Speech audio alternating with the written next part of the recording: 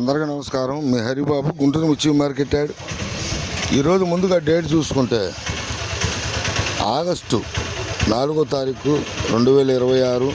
ఈరోజు మంగళవారం అండి. నిన్న 23,000 దగ్గరికి వస్తే ఈరోజు 11,500, అంటే సగానికి తగ్గినాయి. శాంపిల్స్ నిన్న ఏసీ శాంపిల్స్ భారీగా పెట్టారు. ఈరోజు పెద్దగా హడావుడి కనపడతలేదు.